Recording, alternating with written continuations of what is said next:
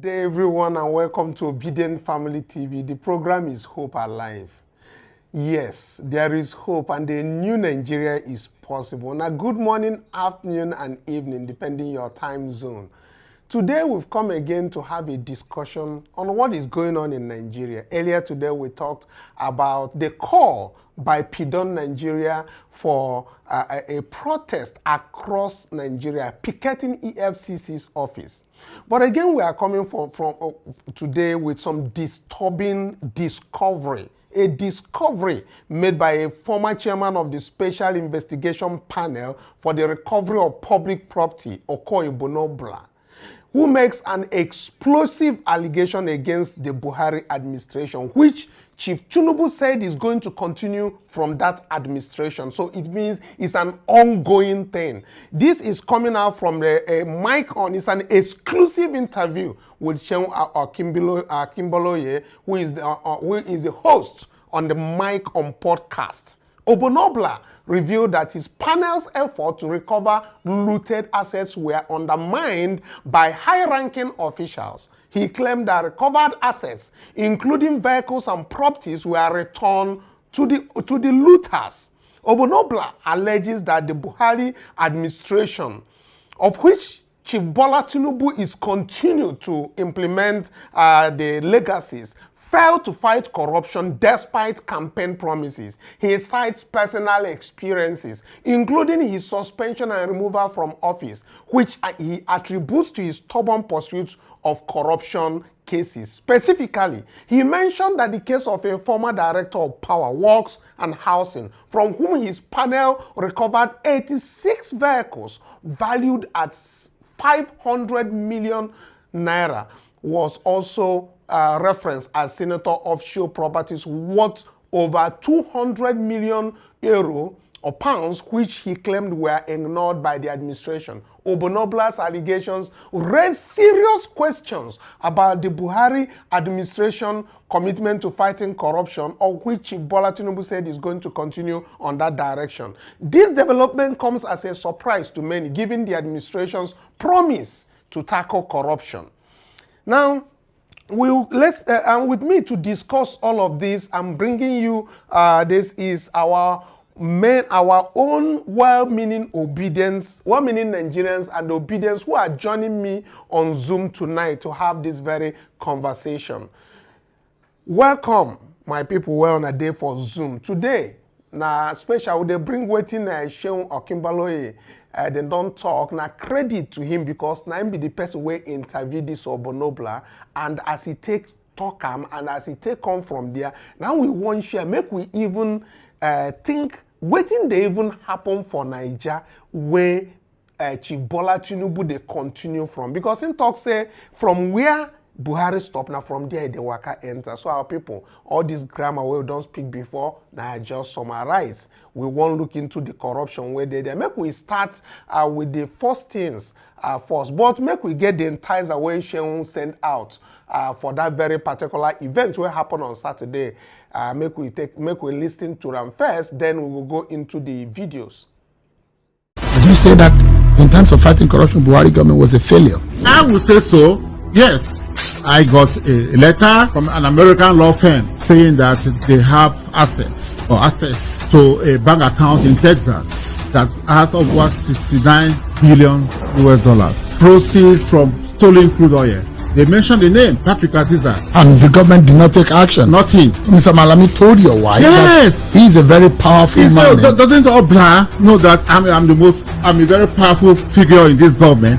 That this is our government. There was this case of somebody will recover 80 S-Class Mercedes-Benz car, brand new, 80 brand new S-Class, armored plated, in a house in Jabi. Retired Major General Adamu Yusuf wrote a petition to my office saying that he was a whistleblower to a case that led to the recovery of 20 billion US dollars and 850 million gold bars. I can't go to the villa and arrest Abakari because every finger was pointing at him. The former chief of staff. Exactly. That is just a tip of the iceberg. There are so much more. More! this credit to Sheun Akimbolo here. Of course, they did justice to this exclusive interview. Let's start with the very part where Obono-Oblah alleges a $69 billion in proceeds from sales of crude oil, which was, according to him, domiciled in a U.S. bank. Let's take a listen to what he has to say, then we'll come back to discuss it. How bad is corruption in the Nigerian government or in the Nigerian system? Some of the things I recovered were returned back to, the people will recover those things from. For instance, there was this case of somebody will recover 80 S-Class Mercedes-Benz car, brand new, houses, farms, motorcycles, and so forth. In a house in Jabi, under information, we got intelligence, and we went there, we saw all those things. I wrote to the customs, the DG of customs, do these people pay custom duties on these vehicles? 80 brand new S-Class, armored plated. The CG of customs said no, they didn't pay. I wrote to Federal Inland Revenue Service. These people pay tax. If you are importing, if you have this kind of vehicles, if you have money to buy this kind of vehicles, you should pay enormous tax to the Nigerian government. They said no, they don't have any record of them paying tax. So we went to court. We got an order of official, and then the court asked us to, we should take custody of those things. It's interim for official pending the hearing of the case. So I did it. I did a memo to the Attorney General to brief him of what we were doing. But later on, the Attorney General said that all the cases are investigated. They never mandated me. One of them was, came through Panama Papers. You know about the Panama Papers? Mm-hmm. A Nigerian senator, former military governor, was mentioned that he has properties in offshore islands. Since I didn't have the structures to investigate this issue, which is overseas, I went to the DG, NIA, said, look, please, let us work together to do this investigation. And they did the investigation. The report was sent to me. I sent one to the president and I sent one to the Attorney General that this man has over 200 million pounds in the offshore islands. A former governor, a sitting senator. He's no longer in the Senate. No, at the time. At that time, he was a sitting senator. But he had been president of the Nigerian Senate. But nothing happened. Not till today. What of the $69 billion? I got a letter, I didn't prompt them, from an American law firm saying that they have assets or access to a bank account in Texas that has over $69 billion US. Proceeds from stolen crude oil.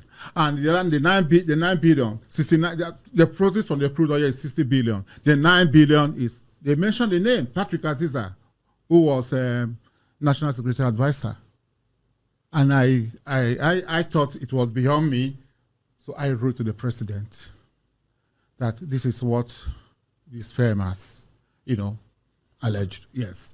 That they are asking for money, that if we make some payment available, that they will give us the orders of the account number, the bank accounts, and so forth and so on. So I went to the president and said, approve, so that we can recover this money. 69 billion, it's a lot of money. Of course, nothing came out of it. Up to now. I also did a letter to Attorney General to brief him. But do you know what he said? The day he saw my wife, he laughed in a very sarcastic manner. I think Obono-Oblah claimed that he would recover 69 billion US as he recovered the money. He was being sarcastic.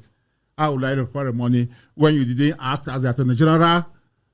Somebody had said, look, we have $69 billion of Nigerian money in a bank account in America. And the government did not take action. Nothing. It's mind-blowing. $69 billion in proceeds from stolen crude oil of Nigeria, and we are discussing about it right now. Please, if you are here with us and you have calculator, do your calculation. You can use 1,400 if this money is still existing in a US bank. Do a calculation of 69 billion US dollars by multiplying 1,400 naira per dollar to give us how much of Nigerian money is outside and no investigation and no talk is talking about it, or have they brought back the money and shared within themselves? Now, joining us to have this very discussion, let's start with our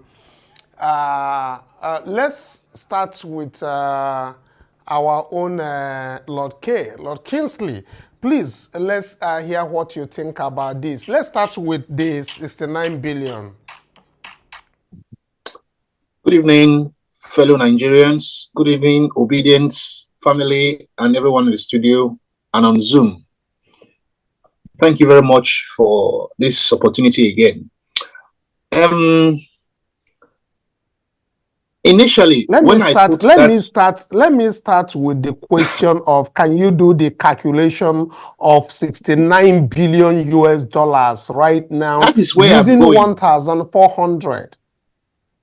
That is where I'm going. I put that in my calculator on my phone. It came up with error. You understand? $69 billion. I put it on my phone to convert it to Nigerian naira. It came up as error. But then that's over 105 trillion. Over 103 trillion 500 billion. Using a one. Are you hearing that? Are you hearing that? That one person in Nigeria is in control of. Okay. One person in Nigeria is in control of. This is over the budget of a nation. Wow. For years. Wow. And then this is the same country that they are saying they cannot afford to pay minimum wage of 250,000 naira. They are negotiating between 60 and 62,000 to pay a family. But then one person has $69 billion in their account. This is about 1/3 of the US, the US currency as a whole. I mean, I don't know. There was a video I watched some time ago. I think it was from this. I can't remember the man's name. This man actually said Nigeria can be Dubai 10 times. Nigeria can be better than Dubai 10 times if we have the appropriate leaders in control. If we have the appropriate people that want to actually use their mind to build that nation. Now somebody's in control of $69 billion in his account offshore. And the country that this man has actually kept this money, or if it's by crude oil or whichever way they have acquired this money, the country this money is in, why are they not doing something on this wealth accumulation? Why are they not doing something about it? So this is where the fraud actually starts. If it's in the UK here, the UK government should be asking questions. If it's in the US, they should be asking questions. Whatever island, whatever bank it is, they should be asking questions. But no, they are not. They are keeping quiet. So you see, it's a collusion between these two. Gentlemen and ladies, something is fundamentally wrong. And what about Lord Kingsley? What about the one he said he has armored vehicles, about 80-something armored S-class armored vehicles yes, found somewhere in Jabi? I mean, in this country, do you know how much an S-class is? Where is this S-class right now, is what I'm asking. Where has it been reported? 80 armored S-class Mercedes-Benz. You are not the federal government. You are not in charge of anything in the federal government. As an individual, you are holding all this. And then I believe he also reported 850 bars of gold as well. Yeah. I don't know what to say. I really don't know what to say. I don't know what to say. Well, what to say is that Chief Bola Tinubu told us that he continued on the administration of Buhari, and he's a continuity. So why we are actually talking about this and being bothered at the same time is that is a promise that he has kept, because Nigerians has been in this poverty and in a state of captivity continuously.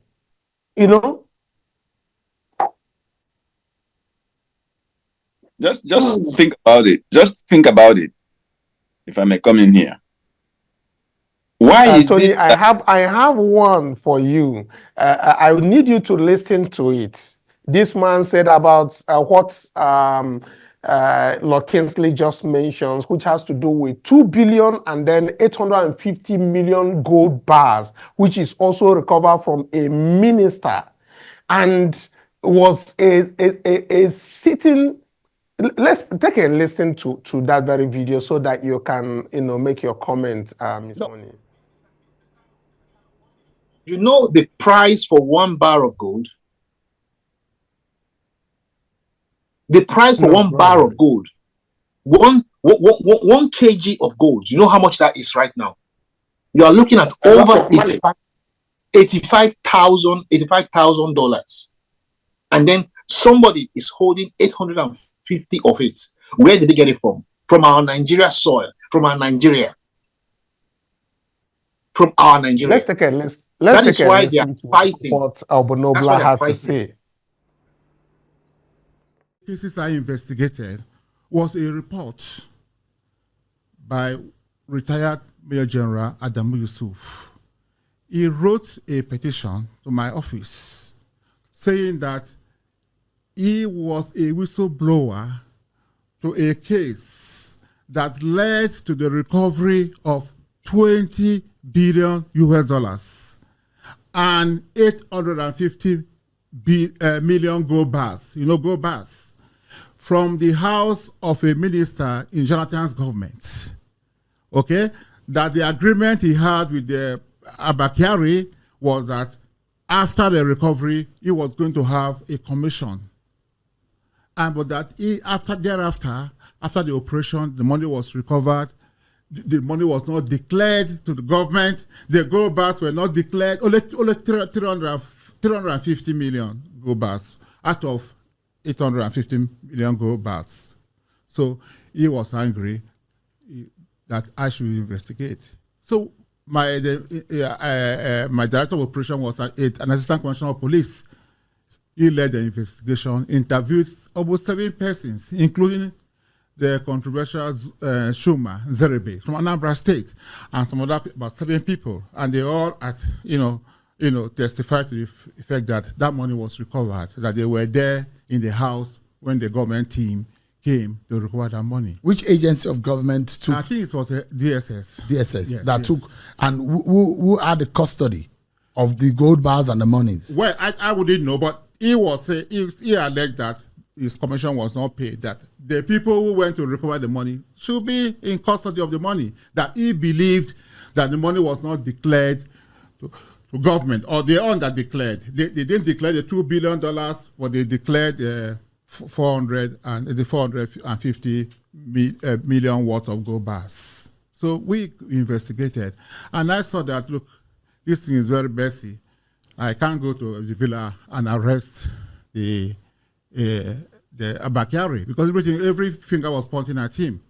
The former chief of staff. Exactly. So I said, okay, let me do a memo. There was a time I wanted to resign. I was fed up. The government didn't support me. I had made a lot of enemies within government. You found a lot of corruption. Exactly. That it was clear that they didn't want me, because maybe they made a mistake appointing somebody like me.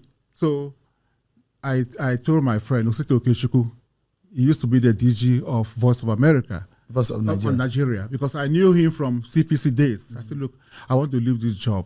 So he said, no, Oblah, the president will be embarrassed. I said, I can't see the president. I don't have access to him. He said, okay, let me try. And he arranged, and the president invited me. August 2018. And when I came, only two of us in his office. And I briefed him on what I have done.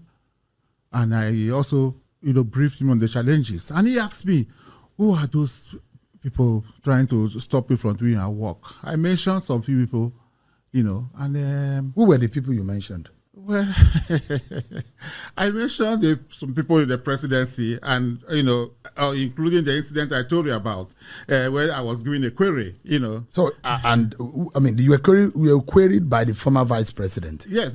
When he was acting president? Yes. It came from the office of the deputy chief of staff. The deputy chief of staff is the chief of staff to the vice president. Yes. I just want Nigerians to be clear. Yes. So, and he pointed to the fact that there are those who are in the presidency, in the villa, who are stopping you from doing your job. I mentioned that. I mentioned also, some other people or institutions that they were not cooperative with me, that I wasn't giving money, even the seed money that to run your panel. The seed money was domiciled in the office of the permanent secretary in charge of security in the office of the SGF. Okay, that was 150 million naira. I never saw the money. How did you run your office? Well, I don't know, because God's ebullience. I had police officers initially that were sent to me. I was asked to apply, and they were assigned to my office, and also had some investigators from my CPC. You had an Ibrahim working with you in your panel. Ibrahim Aliu. Yeah. Yes. And this is the man whom you were co-accused of allegedly you were using his account to collect money from those whom you were chasing after. He was also investigated, and nothing was established. There were money that was said to have been traced to his account. These are all street talks, or giving a dog a bad name. He was also investigated, and nothing like that was found. Nothing. But so Tony, 2 billion and 850 million gold bars recovered but cannot be said. This is where is it, the kind of rot that happens and continuously happen, and that's why we are bringing it up, because the promise is that I will continue from where Buhari stopped, from Chief Bola Tinubu. That's why we are bringing this up. So let's hear from you, Tony, joining us right now to have this very discussion again. Yeah, thank you, ladies and gentlemen, wherever you're listening from, wherever you're watching. I just think about this, that the President Buhari, was not aware of what was going on under his belt. He was the petroleum minister. He assumed that responsibility. Yet, all these things we are going on under his roof. It's incredible. And like you said, Kanu, Tinubu said he's going to continue. And he's continuing. He's now the petroleum minister too. And I bet you the same thing, or the same things will be going on right now as we speak. How can somebody with a conscience, how can somebody who is knowledgeable about the suffering of Nigerians for the past 9 years throughout the Buhari's regime, focus on amassing incredible wealth, incredible, stupendous wealth? What is he going to do with all this? What are they going to do with all this money? Because I don't think it's one person. They share it and they laugh to their various homes, and the masses will be suffering. Nigeria is just a jungle where it is the survival of the fittest, where the mighty rules by force over everybody else. Nobody really, look at all the investigation this man did. Yet, nothing happened. It cannot happen even in a banana republic. It will never happen. But in Nigeria, anything and everything goes. Here we are, and we call it a country. I think the students, this demonstration that are being proposed this coming Friday should expand beyond EFCC treatment of Nigerian citizens. I think these students should also focus on endemic corruption in this nation. Endemic corruption, it is beyond imagination. And that is what is killing our economy. You know, people no longer plan.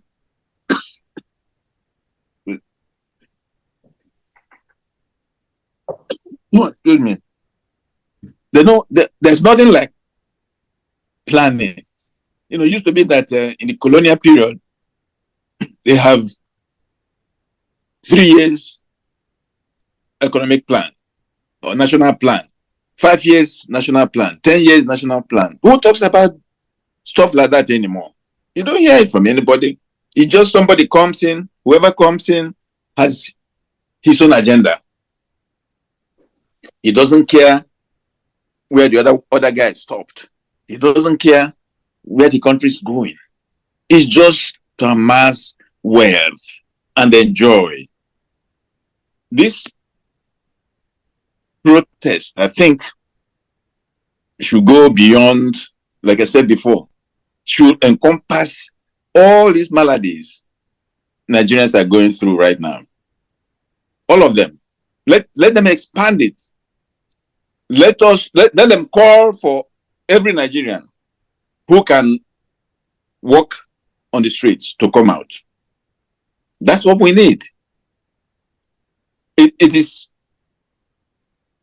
supposed to be a revolutionary walk demonstration. Let's change things.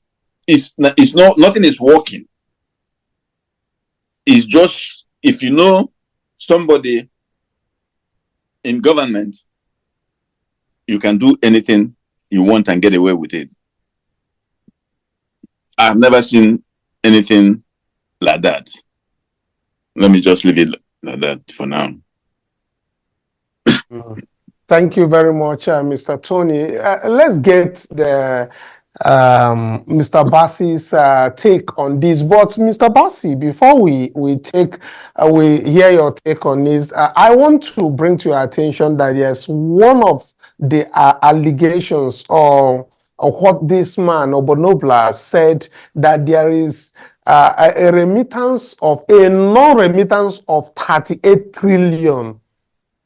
A same man who was indicted for a non-remittance of 38 trillion was appointed as CBN deputy governor. Very strong allegations. Let's listen to what he said about this. There was this issue of stamp duties. And some people have written, School of Banking Honors. It's an NGO in the banking sector.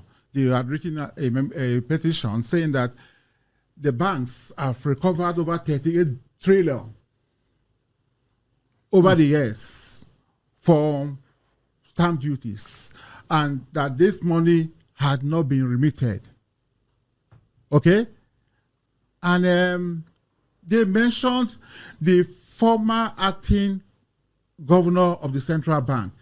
You know, when Emefiele was removed and acting governor was appointed, that man was the chairman of, or the MD, the managing director of They call it Nigerian something banking system. So that is a firm established by bankers in Nigeria, So they mentioned him. And shortly after that, there was this announcement that he has been appointed Deputy Governor of the Central Bank. So I wrote a memo informing President Buhari that how can you appoint as Deputy Governor somebody who we are investigating concerning stamp duties. So those were the two memos I gave to the ADC. So he kept it for 1 month. One evening, he called me. He said, Mr. Oblah, please, I want to see you. So I went to the villa, and he handed over those two memos to me and said, oh, it's too hot. It's too hot. Go and investigate other cases. Leave this. So I left. Were you disappointed then? I was. Because I thought I had found somebody who could help ally. me. Because I know I was in trouble. There was so much pressure on me, So, and things were not going on well. And I didn't have help from the government that appointed me. They had not given me what I'd asked for. So I was emboldened when the president told me, okay, go and do your work. What a take, Mr. Bassi. Same man who was indicted for a non-remittance of 38 trillion was appointed as CBN Deputy Governor. What do you have to say about this? Very strong words in a national TV. Mr. Bassi, please, let's get your opinion quickly. Thank you, Mr. Kanu. Good day, all the Obedience and listeners across the world. When you hear such revelation, you just can't help by developing goose pimple. Here is a government that came on the mantra of fighting corruption. Let me just say here, what we thought was PDP was corrupt was just a child's play compared to what this government, APC government, put Nigeria through. Hearing all this revelation, it gives me a lot of, goose pimples. I asked myself, what is really going on? The reason why we cannot make progress is because of this kind of characters in government. A government that is operating on high-level impunity.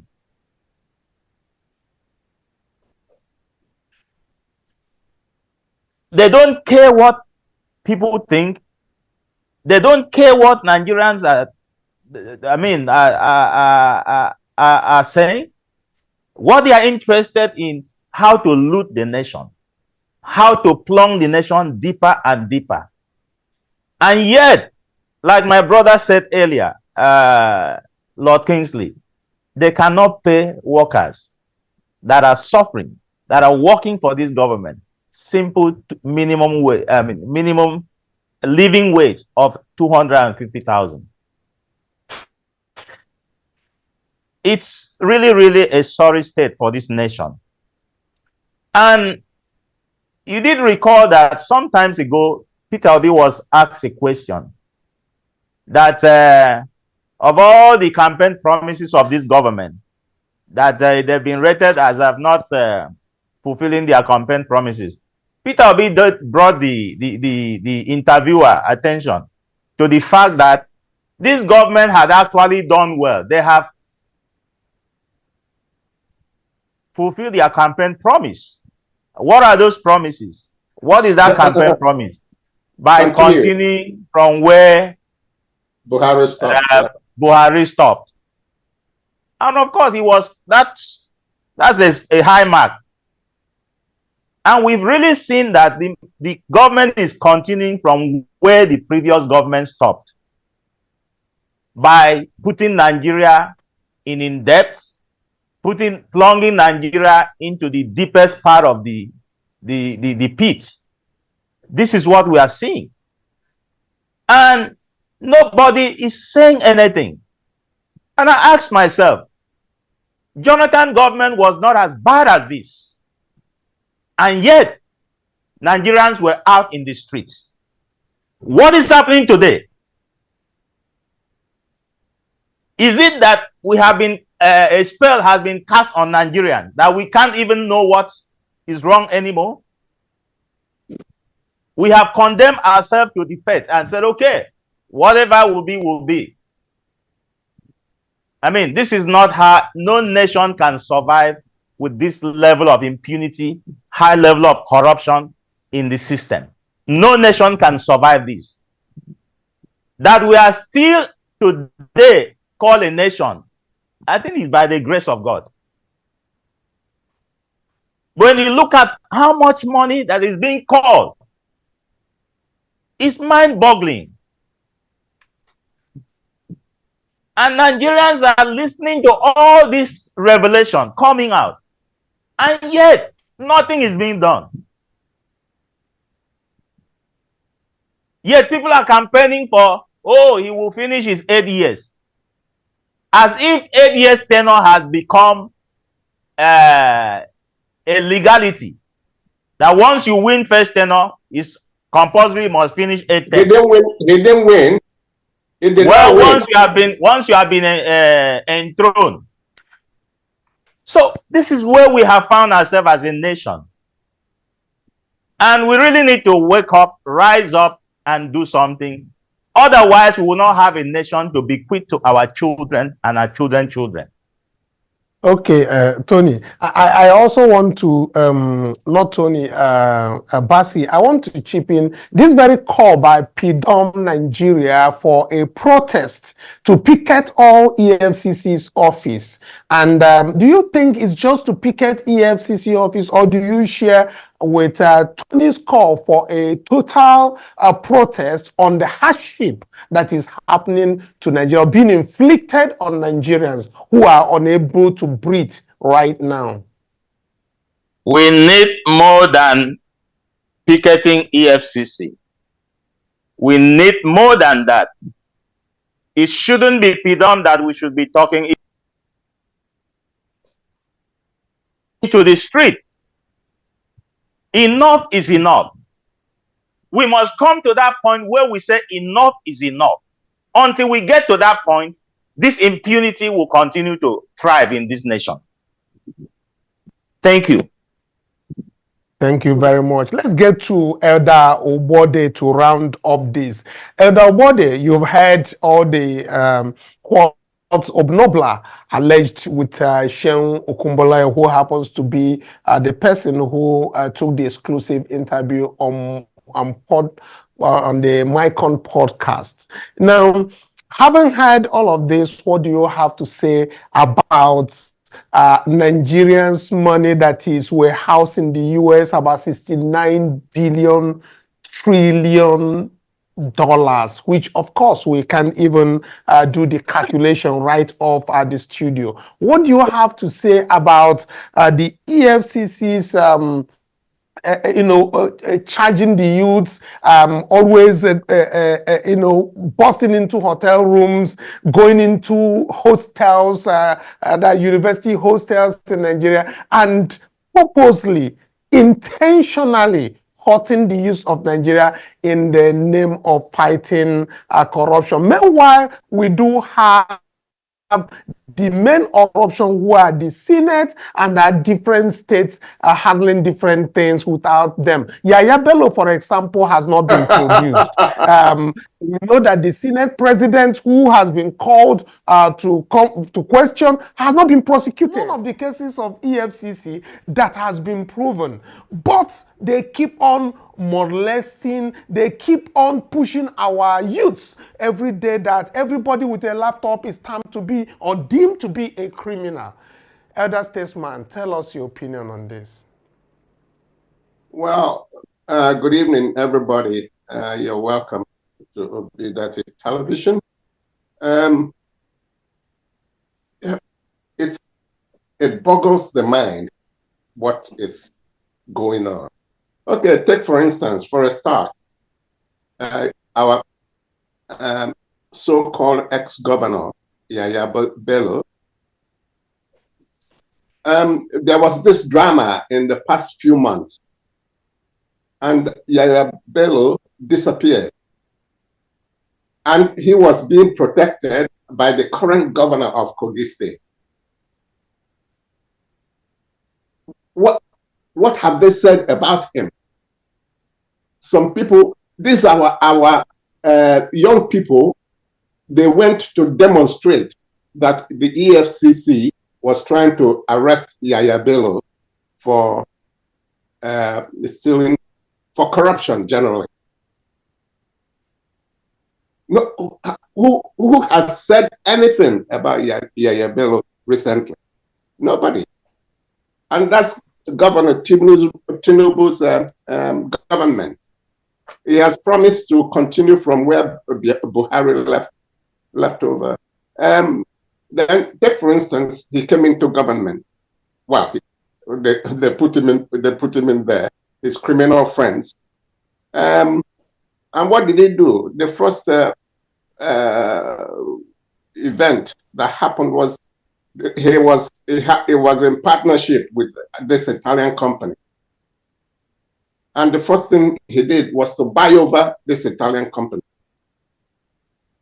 Where did he get this money to buy the Italian company over? Yeah, it went into the purse, the people's purse, and took the money to buy off this Italian company. So it is not surprising that it continues path. But when the ordinary people ask for $250 per annum salary, we'll discuss it. We'll discuss it. What has happened since then? Nothing. And somebody, in fact, I saw this video of this investigator, and you wonder, how can someone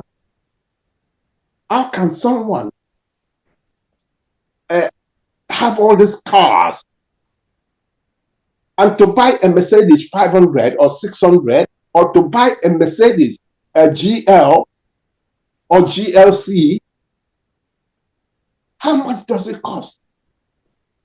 Why do you have to own so many vehicles? And you're driving on rubbish roads, you know. So you keep stealing this money, and people who are ready to do the right thing, and you keep frustrating them. Abakari and his criminal friends, they keep taking gold from Zamfara. They keep taking oil from Port Harcourt and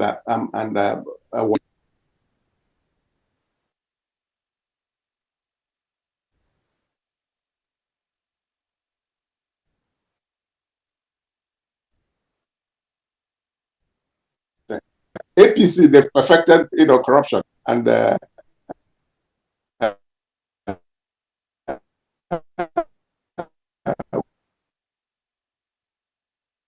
what do you call it? Buhari. So how do we solve this problem?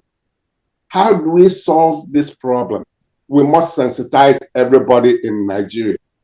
We must sensitize the youth in Nigeria. And I believe we are going the right way of doing it, the Obidient Cooperative Society. We must sensitize the children so that they can see what is going on, that they can be educated, that corruption is the killer of Nigeria, and that these thugs who are leading us, that they're killing us. Okay, thank you very much. Absolutely. Let me add something. Let me add something to what I'm coming to you quickly so that you can add those things. But let me start by bringing your attention again to the threat issued by Chief Bola Tinubu to the Edolites.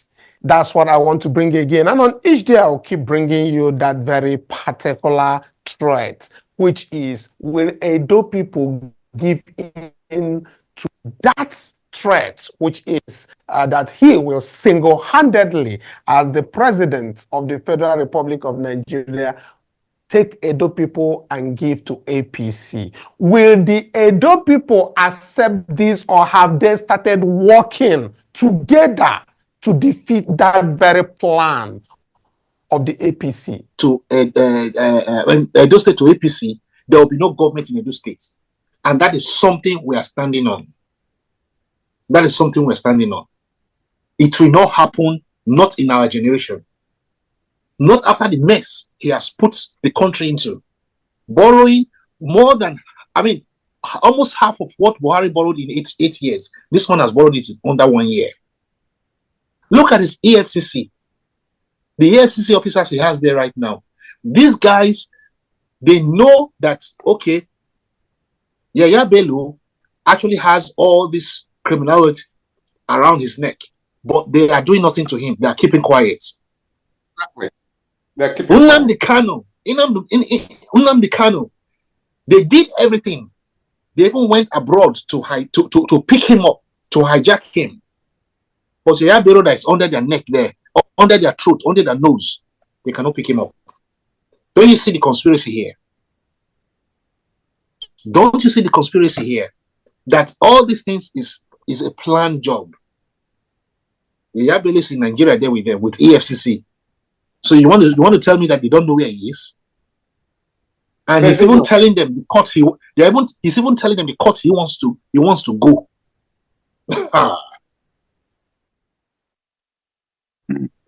If you ask me, I would suggest that if you can take segments of these video clips, convert it to audio, and use it in your campaign, get big loudspeakers, mount it on top of the vehicle. Whenever you stop for a campaign, play it to the masses. Let them listen to what is going on. Let them hear that it's a challenge to the Edo people. Yes. Let them hear what they're doing up there. Criminals. You know what's actually happening in Edo State right now? APC, they have stopped campaigning because people are actually attacking their vans, attacking them anywhere they see them now. People are attacking them. So what they have done now, they stopped campaigning. That is why I believe he came out to say he will deliver Edo State himself. We are waiting for him. We are waiting for him. They've just added you guys a very, very strong campaign material. Use it. Use it. Play it along the road. So finally, thank you very much. That's as much as we can take for now.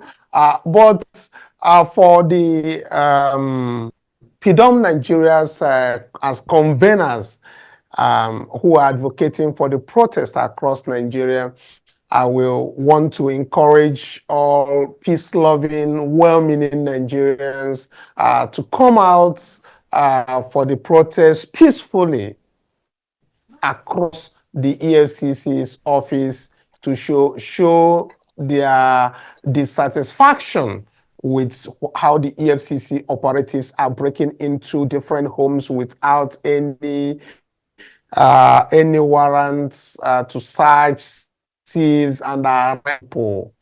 So, if you are being left alone, just like the NSAS time, but not with the violence anyway, but for you to come out on Friday to express peacefully your dislike of the operations of the Economic and Financial Crimes Commission. That is without fear right to protest peacefully in this country. Thank you very much. Until tomorrow, when we come your way again. Bye for now.